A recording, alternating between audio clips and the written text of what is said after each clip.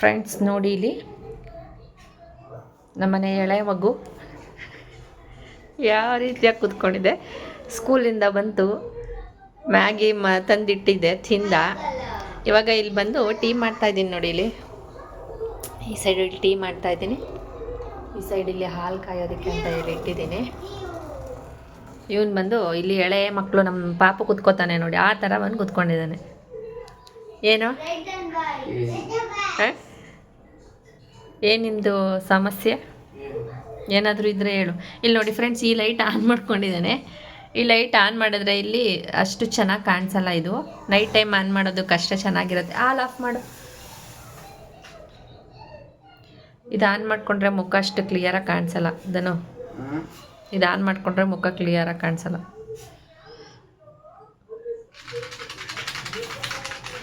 ಇವಾಗ ಒಂದು 7 ಗಂಟೆ ಆಗಿರ್ಬೋದು, ಏನೋ 7 ಗಂಟೆ ಆಗೈತಾ. ಇವಾಗ ಟೀ ಮಾಡ್ಕೊಂಡು ಕುಡಿತಾ ಇದ್ದೀವಿ.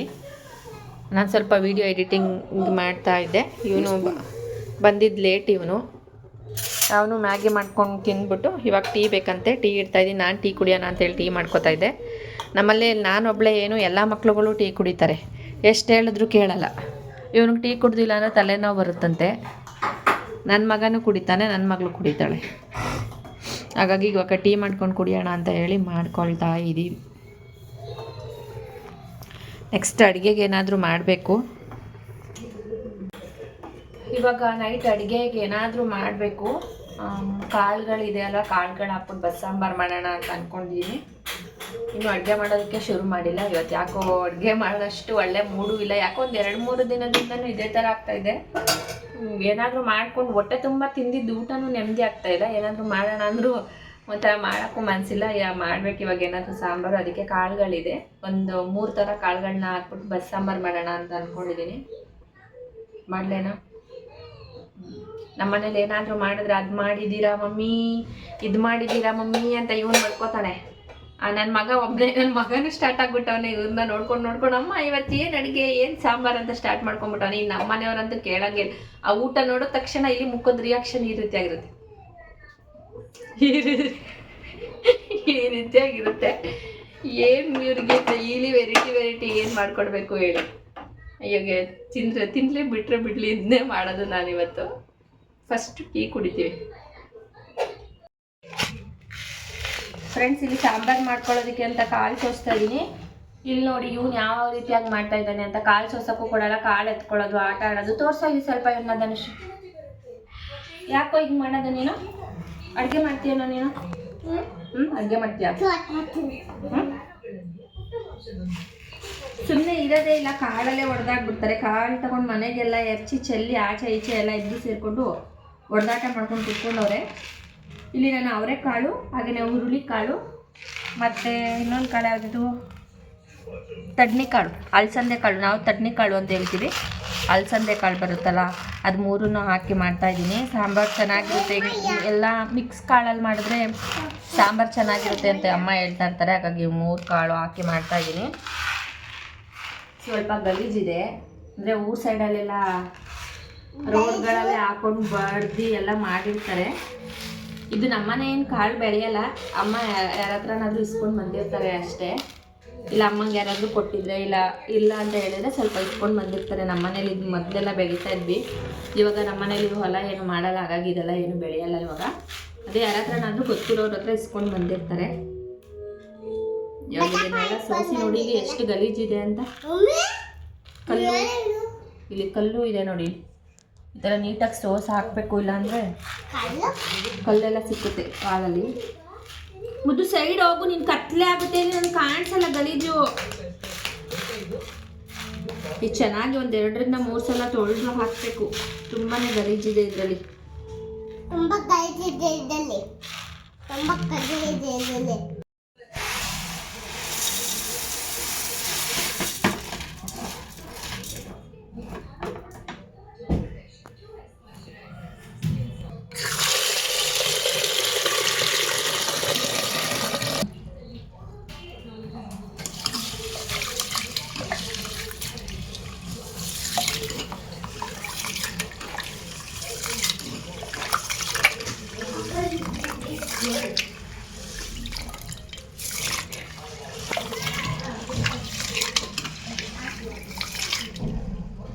ಇದೆಲ್ಲ ಮೇಲೆ ತೇಲ್ತಾ ಇದೆ ನೋಡಿ, ಇದೆಲ್ಲ ವೇಸ್ಟ್ ಕಾಳು ಅನಿಸುತ್ತೆ.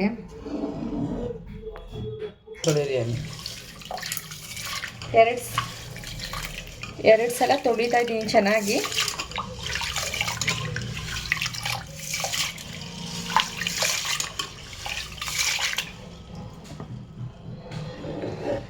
ಇಲ್ಲಿ ಏನೋ ಅಂತಾರೆ ಇದನ್ನ, ಇದು ಕಾಳುಗಳು ಅಂದರೆ ಗಟ್ಟಿ ಇರಲ್ವಲ್ಲ, ಆ ಕಾಳೆಲ್ಲ ಈ ಥರ ತೇಲ್ಕೊಂಡು ಬರುತ್ತೆ, ಅದು ತೆಗ್ದಾಕ್ಬಿಡ್ತೀನಿ. ಸ್ವಲ್ಪ ಪಾತ್ರೆಗಳಿದೆ ಸಿಂಕಲ್ಲಿ, ಅಡ್ಜಸ್ಟ್ ಮಾಡ್ಕೊಳ್ಳಿ.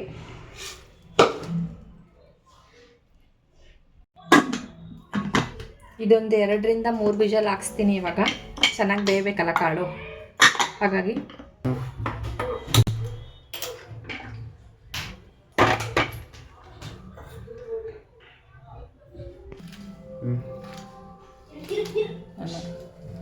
ಫ್ರೆಂಡ್ಸ್, ಇಲ್ಲಿ ಬೆಳಿಗ್ಗೆಗೆ ಇಡ್ಲಿ ಮಾಡೋದಕ್ಕೆ ಅಂತ ಇಡ್ಲಿಗೆ ನೆನೆಸಿಟ್ಟಿದ್ದೆ, ಇದನ್ನ ರುಬ್ಕೊಳ್ತೀನಿ ಇವಾಗ.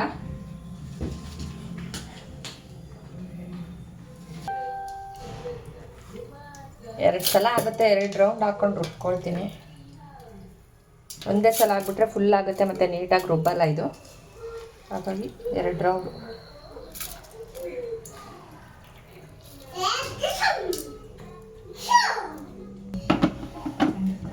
ಇವಾಗ ಮಿಕ್ಸಿ ಆನ್ ಮಾಡ್ತಾ ಇದ್ದೀನಿ. ಒಳ್ಳೆ ಸಂಗೀತ ಬರುತ್ತೆ, ನಿಮಗೆ ಕೇಳಿಸ್ಕೊಳ್ಳಿ.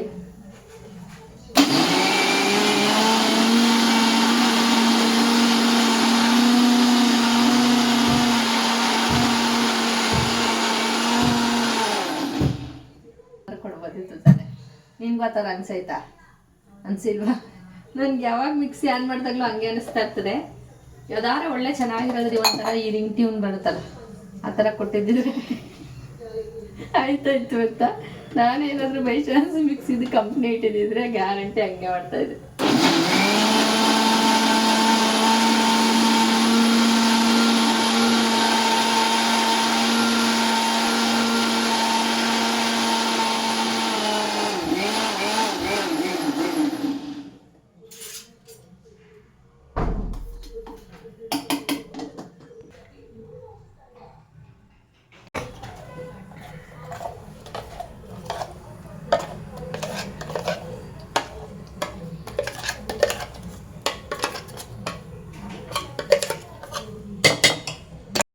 ಇದು ಬಂದು ನೆಕ್ಸ್ಟ್ ಡೇ ಮಾರ್ನಿಂಗು.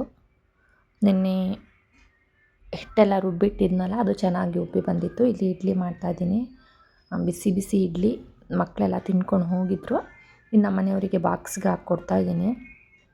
ಇವ್ರು ಏನಂದರೆ ಸುಮ್ಮನೆ ಆರಾಮ್ಸೆ ಕುತ್ಕೊಂಡ್ಬಿಡ್ತಾರೆ ಮನೇಲಿ. ನಮ್ಮ ಮನೆಯವರು ಮಾತಾಡ್ಕೊಂಡು ಅದು ಇದು ತೀಟೆ ಮಾಡಿಕೊಂಡು ಕಿತ್ತಾಡಿಕೊಂಡು ನನಗೂ ಒಂಥರ BP ರೈಸ್ ಮಾಡಿಸ್ಕೊಂಡು ಮನೇಲಿ ಕುತ್ಕೊಂಡಿರ್ತಾರೆ.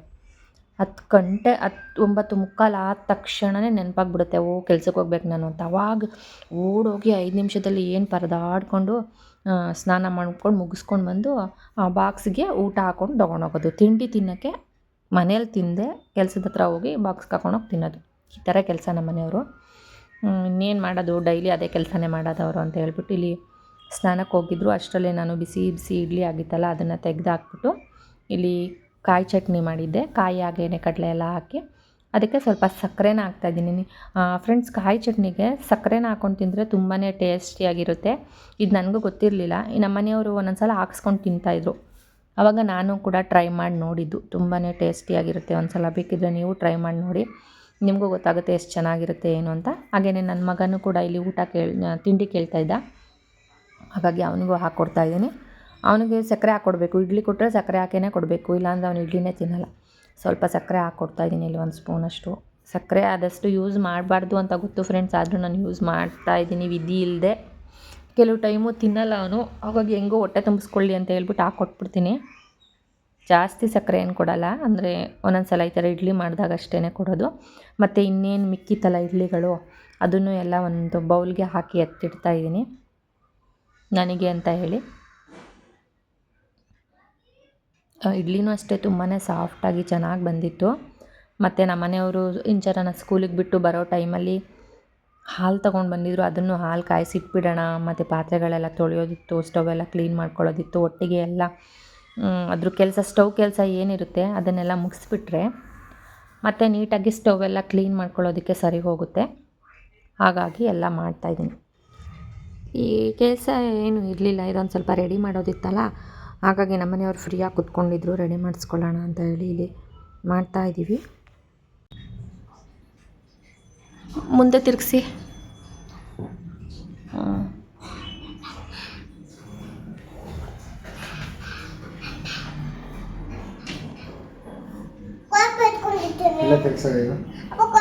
ಸ್ಕ್ರೂ ಡ್ರೈವರು ಯಾವ ಟೈಪ್ ಹೇಳಿ? ಟೈಟ್ ಆಗೋ ಥರ ಆಗ್ತಿದ್ನಲ್ಲ ಅದು ಇದರಲ್ಲೈತೆ ಕೆಳಗಡೆ ಡ್ರೈಯರಲ್ಲಿ. ಅದೇ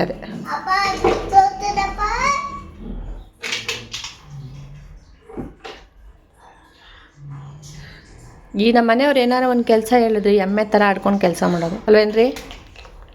ನೋಡಿ ಆ ಮುಖದಲ್ಲಿ ಸಿಟ್ಟು ಹಂಗೆ ಕುದೀತದೆ. ವೀಡಿಯೋ ಮಾಡ್ಬೇಕಾದ್ರೆ ಹಾಕೋತಾಳಲ್ಲ, ಮಾತಾಡ್ತಾಳಲ್ಲ ಈ ಥರ ಅಂತ ಕುದೀತದೆ. ಸೂಜಿ ತಗೊಂಡು ಚುಚ್ಚಿಬಿಡ್ತೀರ ರೀ?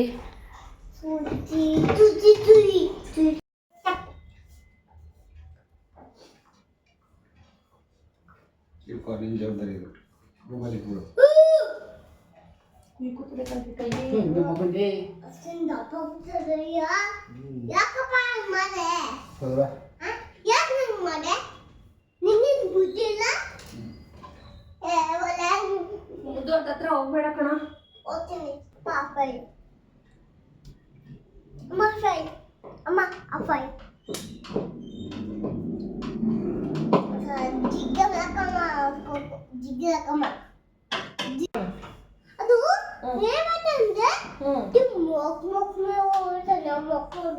ಯಾರಿದು? ಇದು ಮುಖದ ಮೇಲೆ ಹೊಡೆಯುತ್ತಾ? ಬರೀ ಡ್ರಾಮಾ ನಿಂದು. ಒಂದು ವಿಷಯ ನೀನೇ ಹೇಳಿ ಕೇಳಿಸ್ಕೊತೀನಿ. ನೀನು ಹೇಳು, ನಾನು ಕೇಳಿಸ್ಕೊತೀನಿ.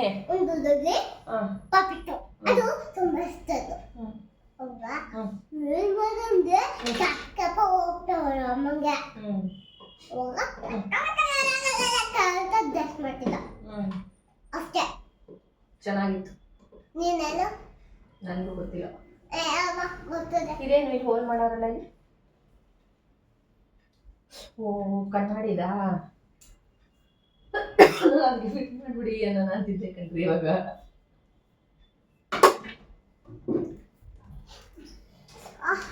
ಐತೆ ಕಣ್ರಿ ಅಲ್ಲಿ. ಯಾಕಪ್ಪ ನಿಂಗೇನು ಬುದ್ಧಿ ಗೊತ್ತಲ್ಲ? ಗೊತ್ತಲ್ಲ ಏನು ಅನ್ಸಕ್ಕಾಗಲ್ಲ. ಹಾ ಏನಂದ್ರಲ್ಲ ಹೇಳಿ, ಇನ್ನೊಂದ್ಸಲ ಜೋರಾಗಿ ಹೇಳಿದ ಇದ್ರೆ. ಏನಾದ್ರು ಕೆಲಸ ಮಾಡ್ಬೇಕಂದ್ರಲ್ಲ, ಕೆಲಸ ಮಾಡ್ತೀರಾ ಕಂಡ್ರೆ ಹೊಡಿಯೋಂತರ ಇರ್ತೀರಲ್ಲ, ಯಾಕೆ ಮಾಡ್ತಾ ಇದೀನಿ ಅಂತಣ.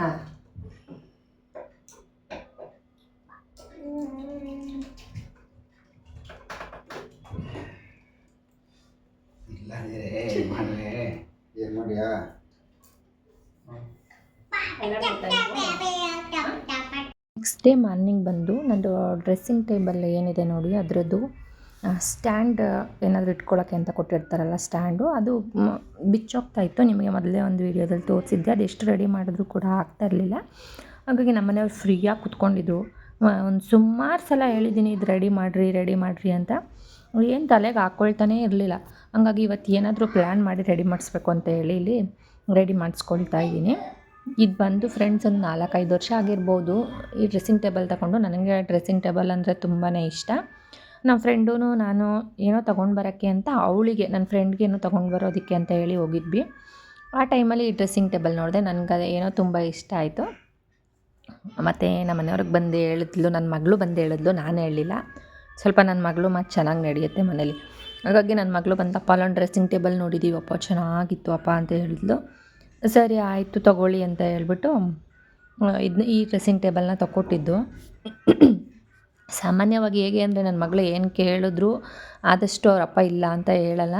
ಅಂದರೆ ತಗೊಳಕ್ಕಾಗ ಅಂತದನ್ನ ತಗೊಡ್ತಾರೆ, ತಗೊಳಕ್ಕಾಗದಿರೋದೆಲ್ಲ ಕೇಳಿದ್ರೆ ತಗೊಳಕ್ಕಾಗಲ್ಲ ಅಲ್ವಾ.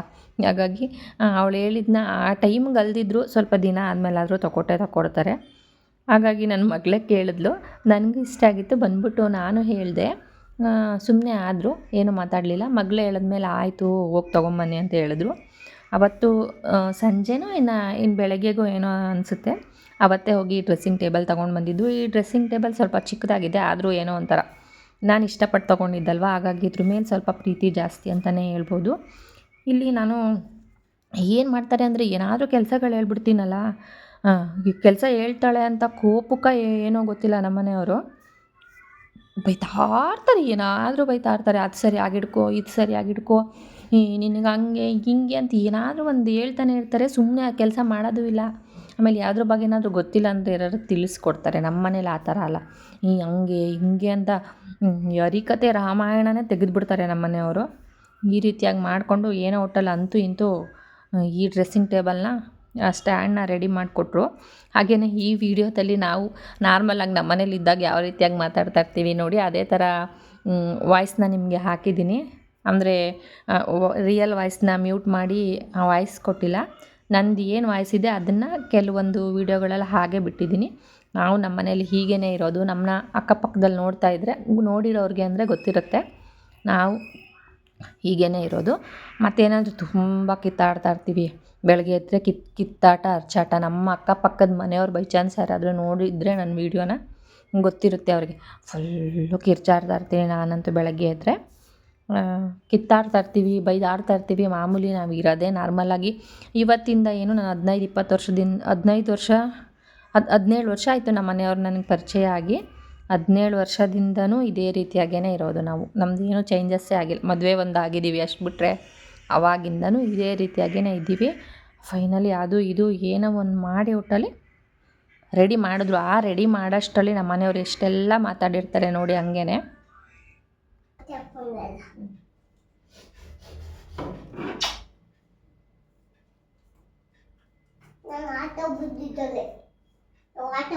ಅಂತೂ ಇಂತೂ ಬನ್ರಿ ಈ ಕಡೆ ಮಾತಾಡ್ಬೇಕು ಸ್ವಲ್ಪ. ಅಂತೂ ಇಂತೂ ಇದನ್ನ ರೆಡಿ ಮಾಡಿದ್ರು. ಎಷ್ಟು ದಿನದಿಂದ ಹೇಳ್ತಾ ಇದ್ದೀನಿ ಅದನ್ನ ಬಿಚ್ಚಿಬಿಟ್ಟು ರೆಡಿ ಮಾಡಿ ಅಂತ. ಅದು ಬಡ್ಕೊಳ್ಳಿಲ್ಲ ಅಂದರೆ ಆ ಕೆಲಸ ಮಾಡೋದೇ ಇಲ್ಲ. ಇವಾಗ ಬಿಚ್ಚಿಬಿಟ್ಟು ರೆಡಿ ಮಾಡಿದ್ದಕ್ಕೆ ರೆಡಿ ಆಯಿತು. ಏನ್ರಿ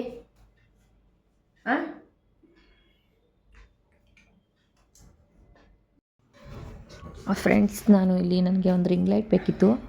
ಅಂದರೆ ನನಗೆ ವಿಡಿಯೋ ಮಾಡೋದಕ್ಕೆಲ್ಲ ಒಂದು ಸ್ವಲ್ಪ ರಿಂಗ್ ಲೈಟ್ ಬೇಕಾಗಿತ್ತು. ಹಾಗಾಗಿ ಒಂದು ರಿಂಗ್ ಲೈಟ್ ಮೊದಲೇ ತರಿಸಿದ್ದೆ, ಅದು ಡ್ಯಾಮೇಜ್ ಆಗಿರೋದು ಬಂದುಬಿಟ್ಟು, ವಯರ್ ಸ್ವಲ್ಪ ಕಟ್ಟಾಗಿತ್ತು. ಹಾಗಾಗಿ ಅದನ್ನು ರೀಪ್ಲೇಸ್ ಮಾಡಿ ಇವತ್ತು ಬೇರೆದನ್ನ ತಂದುಕೊಟ್ಟಿದ್ರು. ಅದನ್ನು ಓಪನ್ ಮಾಡಿ ನೋಡ್ತಾ ಇದ್ದೀನಿ, ಇದಾದರೂ ಚೆನ್ನಾಗಿದೆಯಾ ಏನು ಅಂತ. ಕಟ್ ಮಾಡ್ಕೊಳ್ಳಿ. ಕೆಲವು ಟೈಮಲ್ಲಿ ಮಕ್ಕಳು ಏನು ಮಾಡಿಬಿಡ್ತಾರೆ ಅಂದರೆ ವಿಡಿಯೋ ಮಾಡಿಕೊಡಿ ಅಂದರೆ ಮಾಡಿಕೊಡಲ್ಲ, ಒಂದೊಂದು ಟೈಮಲ್ಲಿ ಮಾಡಿಕೊಡ್ತಾರೆ. ಅದರಲ್ಲೇ ಒಂಥರ ಸ್ಟ್ಯಾಂಡ್ ಇರುತ್ತೆ, ಅದು ಯಾವ ಸೈಡಿಗೆ ಬೇಕು ಆ ಕಡೆ ಸೈಡಿಗೆ ತಿರುಗಿಸ್ಕೊಂಡು ಮಾಡ್ಕೊಳ್ಬೋದು. ಹಾಗಾಗಿ ಅದನ್ನು ಆರ್ಡರ್ ಮಾಡಿದ್ದೆ, ಬಂತು. ಚೆನ್ನಾಗಿದೆ ಈ ಸಲ, ಪರವಾಗಿಲ್ಲ. ಹಾಗೆಯೇ ಫ್ರೆಂಡ್ಸ್, ನಾನು ಇವತ್ತಿನ ವಿಡಿಯೋನೂ ಕೂಡ ಇಲ್ಲಿಗೆ ಎಂಡ್ ಮಾಡ್ತಾ ಇದ್ದೀನಿ. ಈ ವಿಡಿಯೋ ನಿಮಗೆ ಇಷ್ಟ ಆಗಿದ್ದರೆ ದಯವಿಟ್ಟು ಲೈಕ್ ಮಾಡಿ, ಶೇರ್ ಮಾಡಿ, ಹಾಗೆಯೇ ಸಬ್ಸ್ಕ್ರೈಬ್ ಮಾಡಿಕೊಂಡು ಸಪೋರ್ಟ್ ಮಾಡಿ. ಇದೆಯಾ ಇಲ್ವಾ ಏನೋ ಗೊತ್ತಿಲ್ಲ, ನೋಡಬೇಕು.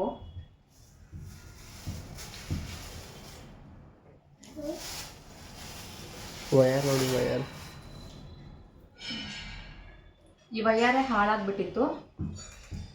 ಇನ್ನು ಇವತ್ತು ವಯರ್ ಸ್ವಲ್ಪ ಚೆನ್ನಾಗಿರೋದು ಕೊಟ್ಟಿದ್ದಾರೆ, ಹಾಕ್ಬಿಟ್ಟು ಚೆಕ್ ಮಾಡಬೇಕು ಹೇಗಿದೆ ಏನು ಅಂತ. ನೋಡ್ತೀನಿ ಇರಿ.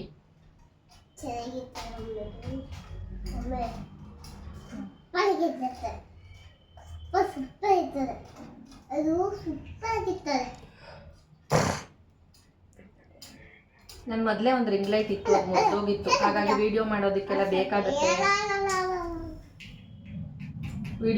ಬೇಕಾಗುತ್ತೆ ಅಂತ ಹೇಳಿ ಒಂದು ತರಿಸ್ಕೊಂಡಿದ್ದೆ.